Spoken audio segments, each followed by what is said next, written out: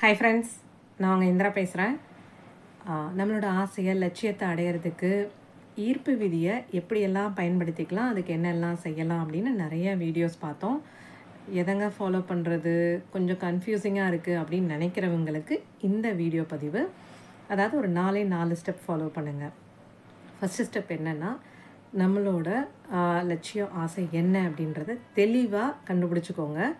நிறையா இருக்குது அப்படின்னா அதில் ஆர்டர் பண்ணி இப்போ ஃபஸ்ட்டு நம்மளுக்கு என்ன வேணுமோ அதை எடுத்துக்கோங்க. ஒரு நல்வாக்கியமாக அதுக்கு செட் பண்ணிவிட்டு அதை அடிக்கடி ரிப்பீட் பண்ணுங்கள். ஒன்று கண்ணாடி பார்த்தோ இல்லை தண்ணி ஒரு கிளாஸ் எடுத்து வச்சுட்டு ரிப்பீட் பண்ணி தண்ணி சிப் பை சிப்பாக குடிங்க. இல்லாட்டினா ரொம்ப எளிதான வேலை, எழுதுங்க. உங்களுக்கு என்ன லாங்குவேஜ் தெரியுமோ அந்த மொழியில் நீங்கள் வாட்டுக்கு எழுதி பழகுங்க. 3 தடவையோ 5 தடவையோ காலையிலையோ ஈவினிங்கோ 2 நேரம் முடியுதோ எழுதுங்க. ஏன்னா ஐம்புலன்களும் நீங்கள் எழுதுகிறப்போ அங்கே தான் ஃபோக்கஸில் இருக்கும். இது எல்லாமே உங்களோட கவனத்தை ஈர்க்கிறதுக்காக பிரபஞ்சத்தில் பதிய வைக்கிறதுக்கான வேலை. 2வது, நீங்கள் அந்த லட்சியம் ஆசையை கண்கூடாக பார்க்க தெரியணும். ஒரு பிக்சராக பார்க்க தெரியணும்.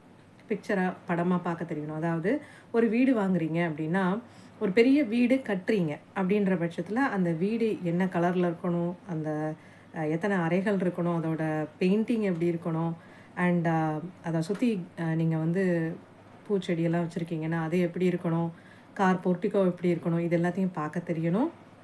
ஒரு கார் வாங்கணும்னு நீங்கள் நினைக்கிறீங்கன்னா, கார் என்ன கலரில் வாங்குறீங்க, காரோட நம்பர் என்ன, அது எந்த ஷோரூம்லேருந்து நீங்கள் எடுக்கிறீங்க, எப்படி கஸ்டமைஸ் பண்ணுறீங்க, சீட் எப்படி இருக்குது, இது எல்லாத்தையும் உங்களால் கற்பனை பண்ணி பார்க்க முடியணும். அதையும் தாண்டி இப்போ நீங்கள் சில பேர் வந்து பிஸ்னஸ் பண்ணணும், அதுக்கு ஏதோ ஒரு சர்டிஃபிகேஷன் பண்ணுறேன்னா அந்த சர்டிஃபிகேஷன் பண்ணி முடித்து உங்களுக்கு அவார்டு கொடுத்து அதை நீங்கள் வாங்குகிற மாதிரி ஒரு பிக்சரை வந்து உங்களால் பார்க்க முடியும். இதுக்கு கற்பனை திறன் ரொம்ப முக்கியம். அதை எப்படி வளர்த்துக்கிறது அப்படின்றத நம்ம தனி வீடியோவில் பார்க்கலாம். இந்த 2வது ஸ்டெப் முடித்ததுக்கப்புறம் 3வது, உங்கள் லட்சியத்தை நீங்கள் அடைஞ்சதுக்கப்புறம் என்ன செயல் செய்வீங்க. இப்போ ஒரு வீடு பற்றி நம்ம நினச்சிருக்கோம் அப்படின்னா, அந்த வீட்டில் கிரகப்பிரவேசம் வச்சு ஃப்ரெண்ட்ஸ் எல்லாம் கூப்பிட்டு, ரிலேட்டிவ்ஸ் எல்லாத்தையும் கூப்பிட்டு நம்ம அந்த வீட்டில் குடி புகுந்து அங்கே வாழ்ந்து சந்தோஷமாக இருக்கிறத நம்ம உடம்புல ஃபீல் பண்ணி கொண்டு வர தெரியணும். கார் வாங்கிட்டோம் அப்படின்னா அந்த கார் எடுத்து நம்ம ட்ரிப் போயிட்டு வர்றோம், ஜாலியாக ஃபேமிலியோட ஃப்ரெண்ட்ஸோட சந்தோஷமாக இருக்கிற உணர்வுகளை உங்களால் உடலில் கொண்டு வர முடியணும். அந்த பிஸ்னஸ் விஷயத்தை நீங்கள் செலக்ட் பண்ணியிருக்கீங்க அப்படின்னா அந்த பிஸ்னஸை நீங்கள் ஆரம்பித்து சக்ஸஸ்ஃபுல்லாக போகிறீங்க, எல்லோரும் வந்து உங்களை பாராட்டுறாங்க, நீங்கள் நிறைய லாபம் ஈட்டுறீங்கன்றத கண்கூட கையில் பணமாகவோ மற்றவங்க வந்து உங்களை விஷ் பண்ணுற மாதிரியோ உணர முடியணும். இந்த விஷயங்களை நீங்கள் உணர்ந்து முடிச்சிட்டிங்கன்னா 3வது ஸ்டெப் ஓவர். 4வது ஸ்டெப், இதை எப்போல்லாம் டைம் கிடைக்குதோ அப்போல்லாம் ரிப்பீட் பண்ணிக்கிட்டே இருங்க. அவ்வளோதான். நீங்கள் நினச்சது எல்லாமே கைகூடி நடந்துகிட்டே வந்துட்டுருக்கோம். இந்த 4 ஸ்டெப்பை நீங்கள் ஃபாலோ பண்ணிடலாம். இதெல்லாம் சாத்தியமாங்க அப்படின்ற கேள்வி கேட்கலாம். சாத்தியம்.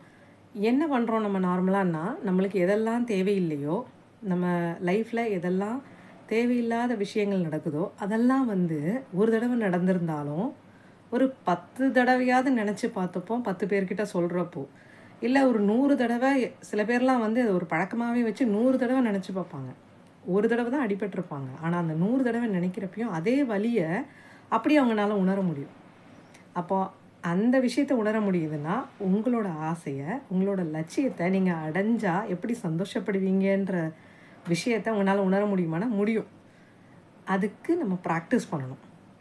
அப்போது அந்த வலியை, அந்த மாதிரி உங்களுக்கு தேவையில்லாத விஷயங்கள்லாம் தர்ற வலியெல்லாம் திரும்ப திரும்ப நினைக்கிறத விட்டுட்டு கேன்சல் பண்ணிவிட்டு தேவையான விஷயங்களை திரும்ப திரும்ப நினச்சி அந்த உணர்வை உங்களுக்கு நீங்கள் கொண்டு வர பழகிட்டீங்க அப்படின்னா, உங்கள் உடல் மனசு எல்லாமே ஒரு ஃப்ரீக்வன்சியில், ஒரு அலைவரிசையில் செட் ஆகும்.